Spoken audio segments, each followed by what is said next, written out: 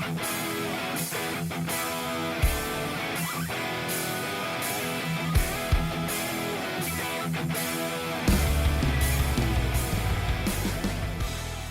back into the Red Zone podcast. My name is Colten Bartholomew, UW football beat reporter here for the Wisconsin State Journal, and I'm joined by longtime football and basketball beat reporter and now columnist for the State Journal, Jim Polzin. And Jim, it is mid-August. We got done a little bit ago watching training camp on a hot, muggy day. It felt right. We saw a full padded practice for only the second time, and football's here, man. Today was one of those first times I'm like, man, season's like here. Camp is pretty steadily creeping through here, and it's going to be game week pretty soon. Yeah, 2 weeks, basically, a little over 2 weeks. It's winding down how much more we're going to see of camp because they're going to shut us out after this week. So yeah, it's next week's going to be kind of it's going to be a tough week because we're not going to be able to see practice. We are going to still be 2 weeks out from the game. So I think next week's the tough week to get through, and then it's game week. And I know the players are at the point where they are sick of looking at each other. And I'm also kind of at that point where I just want the games to get here and you can start getting some meaningful information, because, that's tough to do in training camp when the same teams are going against each other. Yeah, for sure. And we're going to get into that, give you guys a quick rundown of the show. We're going to give you some of our camp thoughts after we've seen, 4 practices in the last week or so here. So gotten a pretty good look at the Badgers between today and Saturday's practices, especially seeing them in full pads. And Mondays was a little different with a shorter day and a lot less reps. But we'll talk about some of our thoughts from camp, a couple of guys that have stuck out to us, and just some themes with the offense and the defense. And then we're going to continue our position preview series with the inside and outside linebackers. A lot of the stars on defense are in that, in those two groups between, Leo Chanel and Jack Sanborn, Nick Herbig, some of those other guys. So we'll talk about them and then some guys behind them that you should know as well. So we're going to get into all of that right after this.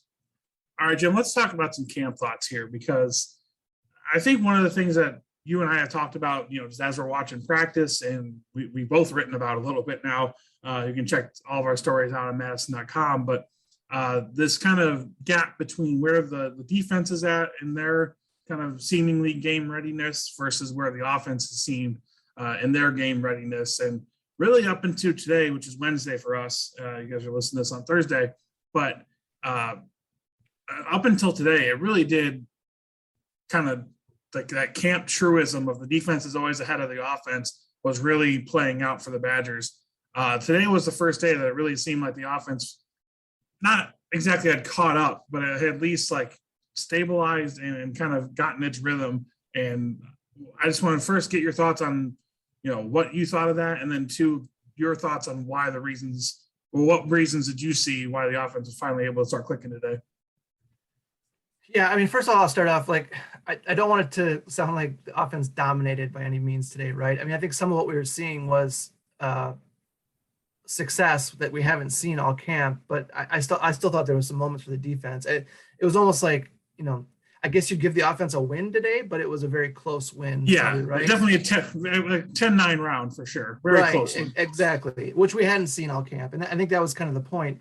I think I'd be more concerned if I hadn't seen this over and over in previous years. And there are a lot of reasons for it, I think. Number one, let's start with this. I asked Paul Christ about it Monday, I think it was, right? And, he made a really good point. This is a good defense. And I think we have to start there. This is a really, really good defense. All 3 levels are solid. You've got some guys that are, potential stars. I think this is going to be another top 10 defense. You got a guy in Jim Leonard who's really smart and has proven to be really smart and creative. So I think we do need to start there, that this is a good defense and they deserve the credit. The offense too, I wrote this in my open gym mailbag. It's not like Paul Christ is going out there every day trying to scheme his way into solving this specific defense. They're installing plays and going through the plays that they're going to run. Yeah, the concepts, Concepts. They're not trying to necessarily find weaknesses in this specific defense and exploit them. And so I think it's just a little bit easier for a defense to succeed as long as it sticks to its rules. And that's essentially what it's done. Now, there's other reasons too. Logan Bruss and Tyler Beach, the two bookend tackles, have been out. There's been some other injuries along the offensive line. So you're not necessarily dealing with a complete offense like we're going to see, hopefully, knock on wood, like we're going to see. Like, this is not the offense that will line up on September 4th against Penn State. And I think that needs to be taken into account too. So all that said, I think there's pretty good reasons why the defense is ahead. Now, I will say, and I think you'd agree, it has not been a strong camp to this point for Graham Mertz. Now, today, I thought he was as good as I've seen him, and I think a lot of guys were saying that, the reporters were saying that. But he struggled a little bit. He's been uneven, and a little bit like the Graham Mertz we saw late last year. So I think that has to do, like, if your quarterback's not playing great, it's going to show. It's going to reflect on the whole offense. But it's just, I think it's tough for an offense to get in a rhythm in camp when it goes against a defense that really knows it inside and out. It does. I mean, if they're calling audible at the line of scrimmage, there's a pretty good chance the defense knows what's coming. And, Sure. And when they see shifting balls, I think it's easier for a defense. And I think that's a lot of what we've seen. Yeah. And I think to add to that point, I should probably do a better job kind of charting the plays and what we see, but you'll see in some sections of practice that are kind of typical, like some of those first 11-on-11 sessions and some of those Skelly sessions, the concepts and the route combinations and some of the things that the offense is doing has been the same for, like, let's say, the first 2 or 3 plays of each of those. And that's, to your point, like you were saying, Paul Chryst really installing those concepts, trying to, I think, really hammer home to the offense, like, hey, this is a base play. We're going to run this multiple times, probably a game. And a lot of what we do is going to be set up off of that. Some of they're between the tackle runs, some of their power runs, some of the things that they do, week in, week out, that then they build the offense around those core plays against whatever defense they're going to play. Those are the ones that we keep seeing. And like you said, the defense is very used to those. And I think there's also, too, when you day after day go against the same thing, the same offense, same defensive players, they see the little tells that somebody that's playing in a game against you for that one shot they have against you a year isn't going to see. And I think an example of that that's really kind of stuck out to me is the struggles that Wisconsin's offense has had trying to run screens in practice. And I'll get into one concern I have about that in a second, but we see safeties and corners the second they see a lineman, not do a pass set the exact same way they have throughout, the hundreds of snaps they've played against them in the last week. They just immediately see screen, sprint to the backfield, and blow it up.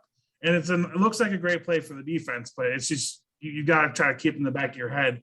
That's not realistic. That's not how a defense is going to react to that exact same thing on a game field. But the one concern I do have offensively, and it could be because of, as you mentioned before, some of the injuries they've got on the offensive line, but it's the quickness and the ability to get out on the perimeter for some of those screens.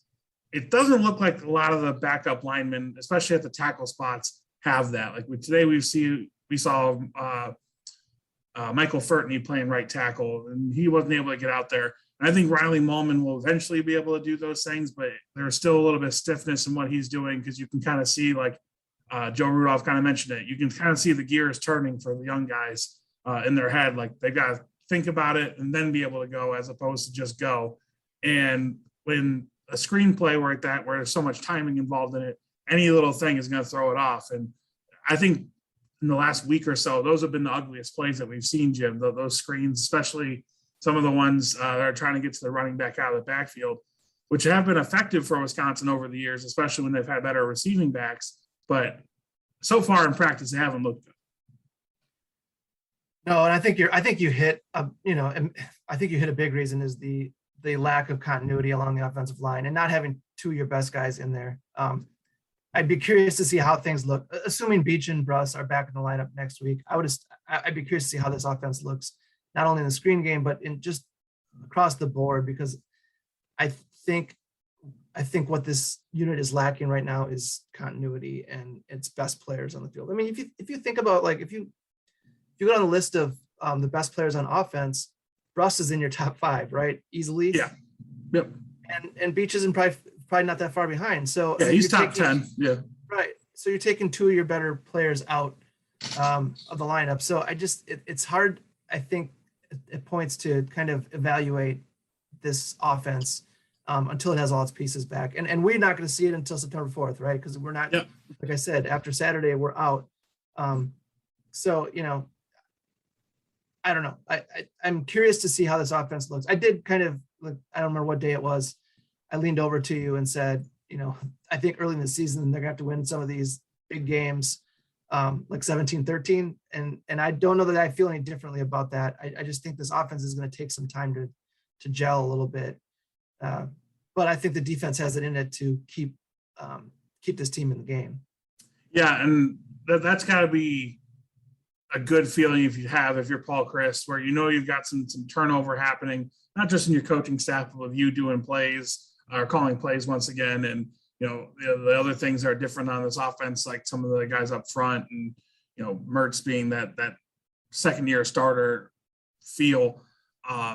Just knowing that you've got a defense that, as long as they stay healthy, it's going to be tough to put up 20 against them. I mean, that's got to be one of those, not crutches, but just a nice thing to have in your back pocket, where it's like, all right, we'll be fine as long as we get a couple of touchdowns on the board, more than likely. And I think that's the key to the season, is that I think it's gonna be a good team, so long as the offense doesn't turn the ball over and make mistakes, penalties and stuff like that, right? Set itself back. I think the difference between whether this team can go from good to great is, can this offense be, above average? Can it be a decent to good offense? How good is Graham Mertz going to be? All that stuff. Because then I think it also then has the potential to be a really, really good team, a team that legitimately can be the second best team in the Big Ten, and maybe, throw the perfect game and beat Ohio State, assuming that's the matchup on December 4th or whatever. So long way to go before that happens. And again, like, we're basing this off what we've seen over 2 weeks in camp, and that has not been pretty on the offensive side of the ball. But I'm not ready to give up, hope on this offense by any means. I agree. I think there's a lot of this is to be expected. I think you get the right guys back on the field, and I still think this has a chance to be a pretty decent offense. No, I'm with you there. And, the other thing we haven't figured out, we really haven't figured out who's going to be the running back yet, or how that distribution is going to look, or how good those two can even be. We don't know. Jalen Berger was out today. He's looked okay. Ches Malusi has flashed, right? It's going to be those two, I think, doing the heavy lifting. I'm not sure what that distribution is going to look like. But the bottom line is, we just don't know how good those two can be yet. And you're going to need a really strong running game to complement Mertz, or else it's going to put way, way, way too much pressure on him.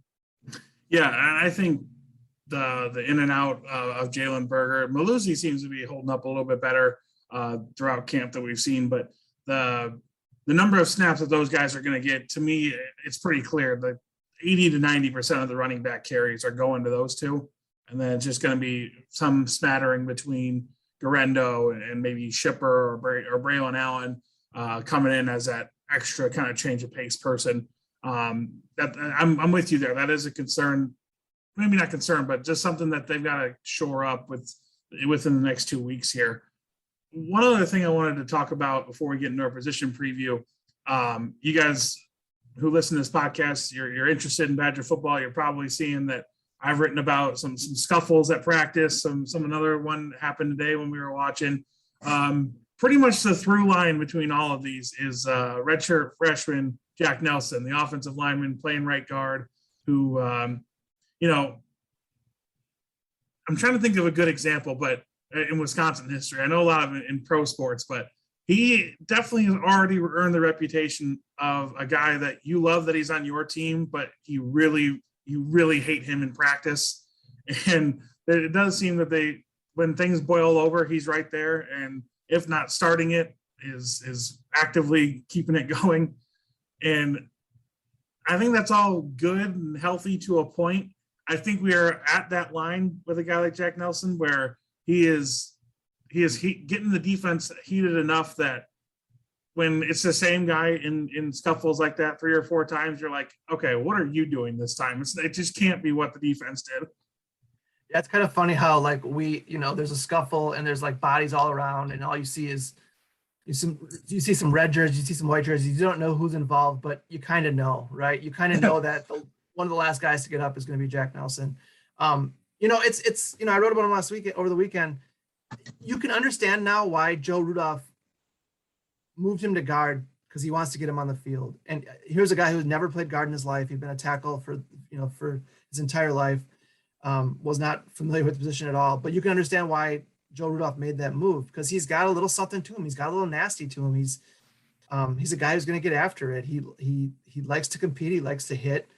And so I understand why, when they kind of hit the reset button in the spring and were trying to get some guys some reps, all of a sudden they moved Jack Nelson from like 3rd string right tackle to the 1st string right guard. And it's worked. I mean, I think he's the one guy, Brusson and Beach have been out. The other 2 positions I think are up for grabs to some degree. I think we can pretty much, not even pencil in. I think Jack Nelson's got that spot, right? I mean, I don't. Yeah, there has not been a consistent challenger or anybody that's outperformed him there.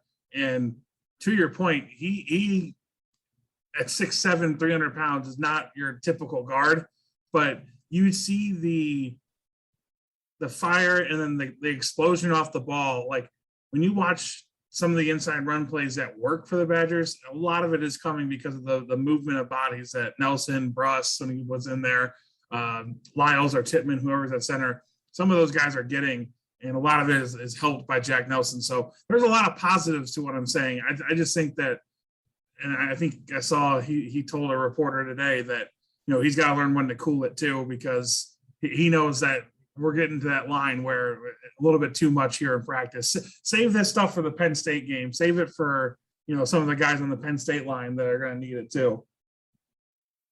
Yeah, and that's the thing about camp, like we've talked about, is like these scuffles, these brouhahas are inevitable, because you just get tired of going against the same guys over and over and over. And especially if you're going against a guy like Jack Nelson that, you got me a great quote for that story I did from Keanu Benton about how, he loves the guy, but he admitted like he keeps his hands on you until well after the whistle, and he keeps pushing and pushing and pushing. He kind of toes that line. So it gets annoying after a while. And I can understand why finally you just kind of draw a line in the sand and say, I'm sick of it, and something happens. And Nelson's not going to let up, right? I mean, it's just. Yeah, you do something toward him, he's just going to react. So, right. Yeah. You guys can go on to madison.com and read all of our observations and Jim's columns from camp in the last week or so. Lots of good information on there. And then by the time you guys are hearing this on Thursday, we'll have a story about Andy Vunovich, the Badgers punter, who's also a freak in the weight room. Some interesting stuff coming from there, and then some more stuff on Matt Henningsen coming on Friday. So a lot of good stuff on camp. Continue getting on madison.com and subscribe there if you aren't already. But Jim, let's jump into our position previews, because these 2 positions are kind of similar this year in a way that a lot's expected out of them. Both these linebacker spots, just the way it's going to get done, I think is significantly different, in that at inside linebacker, I don't think Jack Nelson or Jack Sanborn and Leo Chanel are going to come off the field more than 10 to 15% of the plays. That's just how they're wired. That's how Bob Bostad's wired. They're a position coach. And I think when you've got those 2 guys at the center of your defense, kind of the heartbeat of your defense, I just don't see a reason why you need to take them off the field outside of injury. Yeah, I mean, those 2 guys are 2 of your bigger playmakers. Sanborn's really developed into a leader. I think Leo Chanel's a guy that, his teammates listen to him too. It's got a chance to be a really special group. There's been some really good middle linebackers here over the years, but I don't know that we've had 2 together, that have potential to be this good. I mean, I think, Sanborn's a potential All-American. Somebody asked me that in the mailbag, like, what guy in defense would I pick? I said Sanborn. I just think he's got the potential there. But I don't think it's not unheard of that Chanel has a really big All Big Ten type season too. And Just think about, Colton, how strong this defense is up the middle with Benton and those two, and then, Scott Nelson and Wild. Yeah. Yeah. I mean, it's got a chance to be really, really good up the middle. Yeah. I've asked, or had a couple people on Twitter ask me too, like kind of what can you expect from Sanborn and Chanel? And I think all Big Ten, like all American seasons are not out of the questions here. I think last year, because the batters weren't winning games and the fact that, guys like Patty Fisher from Northwestern, a couple other guys in the conference, Tough Borland over at Ohio State, they were having really good years and their team was winning. They got a little more recognition, but Jack Sanborn was right there with those guys statistically and impact on his team. The batters win some more games. I think you're going to see a lot more of that individual recognition for some of these guys. And then if we see Leo Chanel continue to be the pass rusher that he was last season, and this really, I think, started back in 18 and then definitely continued in 19 with Chris Orr, that second inside linebacker next to Sanborn or next to whoever it is, Jim Leonard is going to attack with that guy. It must be something that Leonard sees in how college offenses are pass protecting and really trusting their running backs and some guys that maybe aren't as well equipped to handle a linebacker with an 8-yard head start. It makes sense when you really kind of break it down, but the way that Chanel really became their premier pass rusher last season in terms of pressures, getting guys on the ground, just causing disruption in the backfield. If he does that again, I don't think it's out of the question to say we're looking at a double-digit sack year for a guy like Chanel. Would you want to meet Leo Chanel in the hole if he's coming at you at full speed, right? I mean, like, no. And even when I was like, okay, high school / college offensive lineman, I had 100 pounds on the guy. Yeah. No, thank you. That guy's crazy. Yeah, that's the thing. He's a monster. He's got a great mentality. He's a really good player. That's why I think those two could be really, really special. And they're surrounded by other good players too. And like we talked about this last week with the defensive linemen, who we think are going to be a little bit more disruptive and a little bit more, get in the backfield a little bit more. But the bottom line is they still have Keanu Benton working in front of them and potentially, leading to double teams and getting double teams. And so that frees up even more space for those two behind him. So yeah, I think that I'm expecting those two to be really good. I think I agree with you that Sanborn could be a potential All-American, and maybe Chanel too.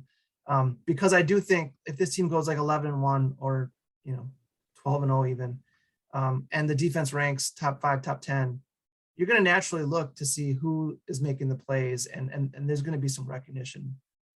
For sure.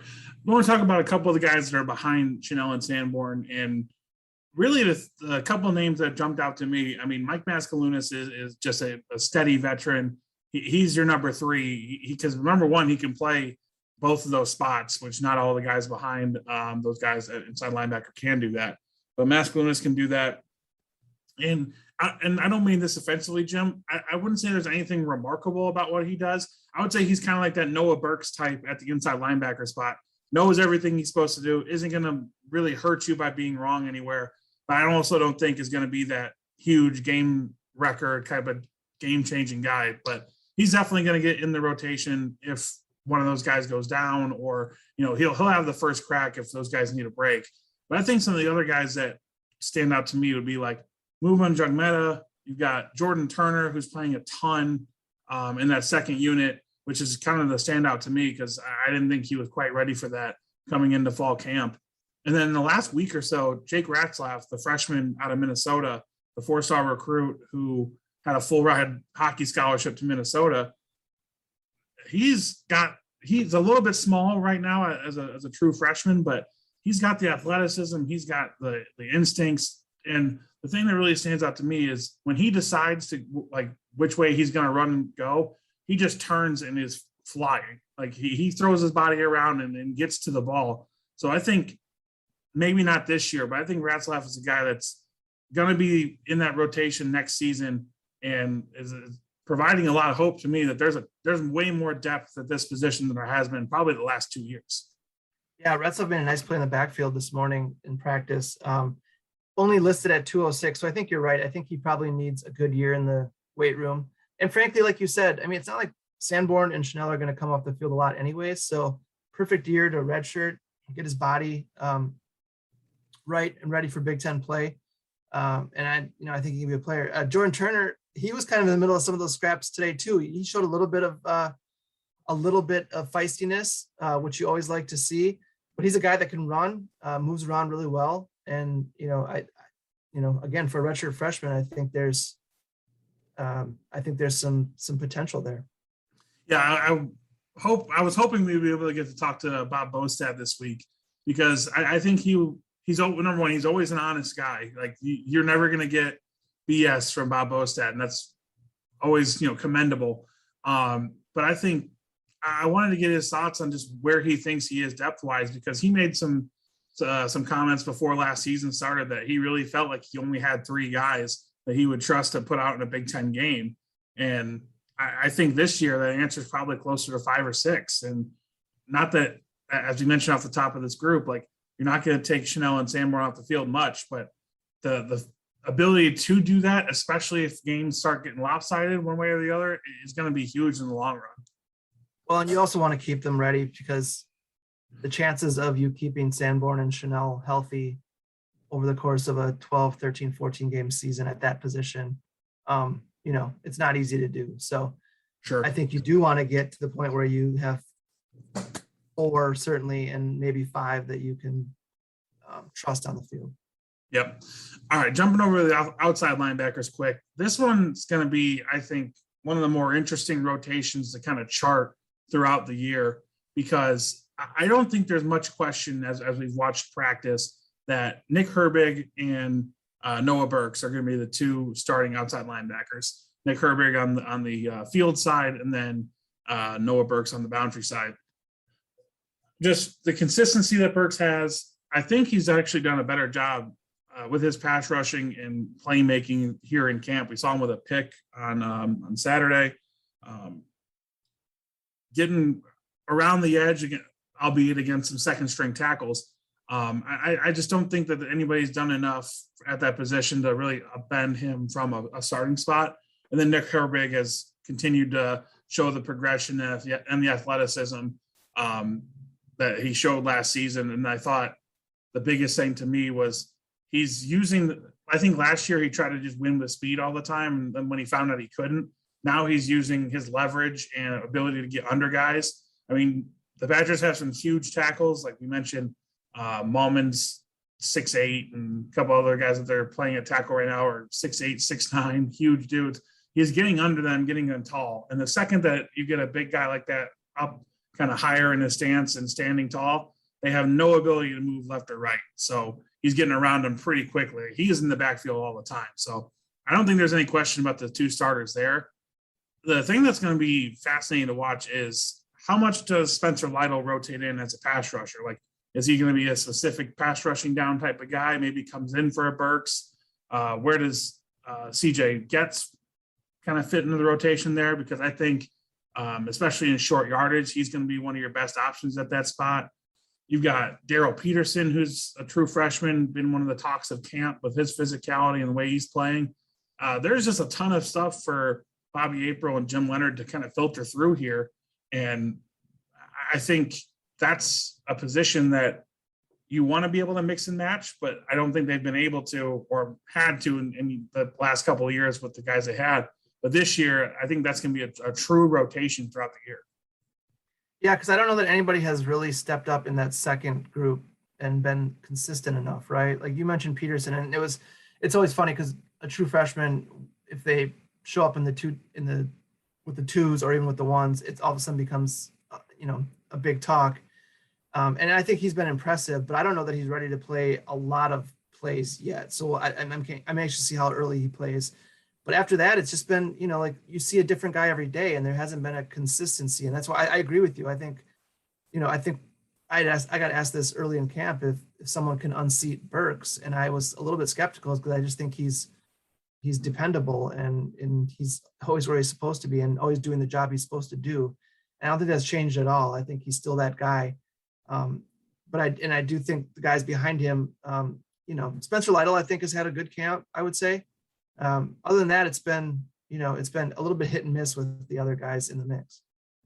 Yeah, and I think one other name I wanted to mention was Isaiah Greenway, who's had injury trouble throughout the last couple of years. And you got to remember back in 2019, lost his spot to Burks, just Burks outplaying him and just being better than he was at that moment. But he's a different body type, being that 6'6" outside linebacker spot. And I think he's got a chance to do something in the rotation, just in terms of kind of disrupting some plays, maybe batting some balls down. And then one other guy that it's just really unfortunate who's been hurt is Aaron Witt, because I think that the spring he was having before he had the injury, and then just the momentum that he kind of had coming off the bowl game where he had his strip sack, I think they were had some high hopes for him this season, being in that mix too. And I think being a little bit more of a physical version of Isaiah Greenway with that same body type, we haven't been able to see that on the field here in the fall. What point of the season he can come back and kind of get that rust off and get back in the mix, it will just only make this group deeper. Yeah, I agree. And there's, again, the thing is there's 2 weeks of camp left. I think there's time for guys to emerge. We're basically at the halfway point. So it's not like we are writing anybody off at this point, but I do think Herbig and Burks have established themselves as the starters, and I don't know if significant drop off is the best way to put it, but there's a pretty decent drop off between those two and the next guys. Yeah, I think the big thing that I want to see, and unfortunately we're running out of time here in camp, but or at least the media gets to see, but I just want to see more of what Nick Herbig does against some of those top tackles, like when Beach and Bruss get back, what those guys look like against them, because I think Herbig's done a tremendous job getting around the edge against some guys that, if things go right for the Badgers, aren't going to be playing this year. I just want to see him getting against some of the better guys that the Badgers have at that position, but unfortunately haven't been able to see that. Overall, though, I think for this outside linebacker position, they've got to get more pressure. They've got to get guys on the ground. That's been a theme we've been talking about really since last year, since they were playing and weren't getting sacks. But I do feel better about that position as a whole than I did last season, because I think there are more guys that Bobby April and Jim Leonard can get out there and at least give shots. Like whoever ends up producing, maybe they just end up being the guy that's playing 90% of the plays or whatever ends up being. But there's more guys to give an opportunity to than last year, where I feel like they really only trusted Burks and Herbig, and then maybe later on the year, Witt and Getz. Yeah, the scholarship numbers are good at that. I've done a really good job recruiting, and I don't want to rule out any of those real young guys either, because I think at some point the light bulb goes on and something clicks and they're able to do it. So I would not be shocked if somebody from that group of first and second year players emerges and adds even more depth to this group by season's end. Yeah, one guy that's definitely, I think, in that vein, maybe not getting on the field defensively this season, but TJ Bowlers has every physical tool you would want. I just don't think he never played in space when he was in high school. And I went to one of his high school games, and admittedly it was against the worst team in his conference, but I know the relative competition he was playing in Iowa, where he was playing, and he's not seeing anybody at this level. I think give him this year to get himself right and get himself used to playing in space. And then next year and moving forward, you're going to be getting that 4-star talent that you recruited in that sense. So that's about all I have for the outside linebackers. Jim, anybody else you wanted to mention? Nope, that sounds good. Okay. All right. So as we've been mentioning throughout the show, madison.com for all of our stories here on camp. And Jim's also got the Open Gym feature that you can email Jim questions about the Packers, the Badgers, Bucks, Brewers, anything you want to talk about, anything you want to get Jim's take on. He's taking stuff in his mailbag and getting it out to you and doing some reporting on it. Lots of good stuff. What was your favorite question so far in the last 3 weeks of doing this? Wow, that's a tough one. A guy named Chris Davis in Ohio seems like he has a really good question every week. The one this week, I combined his and another question. Somebody asked me who I thought the Badgers' offensive and defensive MVPs were, and then also the who I thought had the best chance of being named an All-American on both sides of the ball. And I actually think those questions they're similar questions. However, I think you can answer them differently. So I picked Ferguson for offensive MVP and the most likely to be All-American, but I think defensively, I took Sanborn for the most likely to get All-American, but I think Keanu Benton's going to be the MVP of this defense. I just think it's going to be tough for him to be All-American because, as we talked about last week, the numbers, at the end of the year, voters look at numbers, right? And I think Keanu Benton's numbers will be better this year, probably significantly better. But is he going to be someone that's looked at as an All-American? Because I just don't know the TFL and sack numbers are going to be where others are nationally. So, but I do think he's the most important player on this defense. I think you can make a strong case for Sanborn for that too. But I think Benton's going to have a really big year, and that's why I predicted him for team MVP, defensive MVP.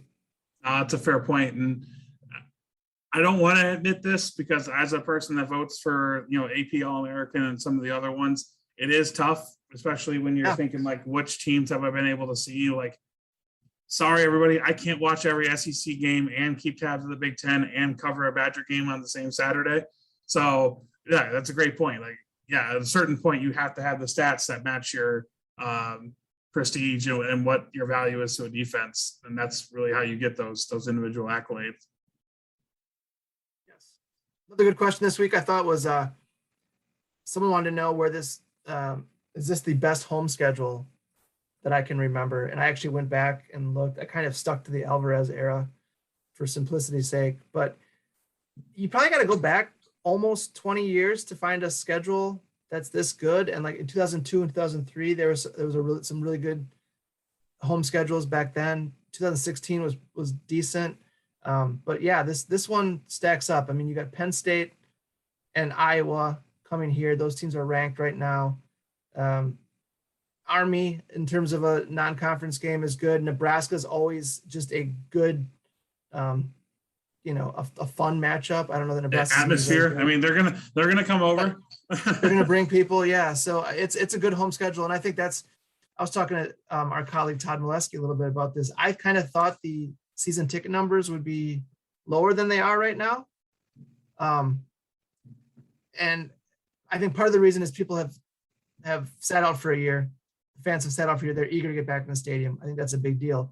But I also think this schedule is another reason why people are coming back. I mean, they're not going to be paying for bad games. This is going to be, pretty much week in and week out. A decent opponent comes into Camp Randall. So I think that's another reason probably the season ticket numbers are higher than I thought they'd be. Oh, that's good stuff. Make sure you guys are getting on madison.com and checking out the open gym segment or open gym column. All of our camp coverage, everything else that you can get on there. I don't know what the current deal is, but as I say every week, usually there's something in there that gives you a great value and for a long time. So make sure you're getting on madison.com and getting subscribed if you aren't already.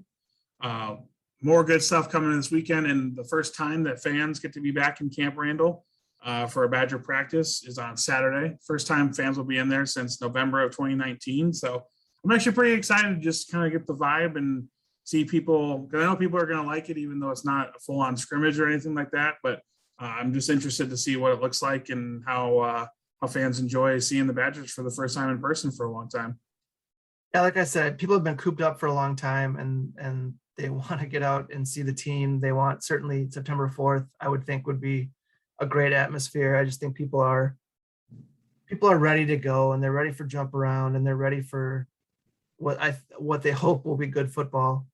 So I can't wait for September 4th to get here. I really I'm anxious for for some games to be played, like I said earlier, because it's just until you have actual game data, it's hard to judge a team, and there's probably a lot more speculation than actual hardcore facts right now.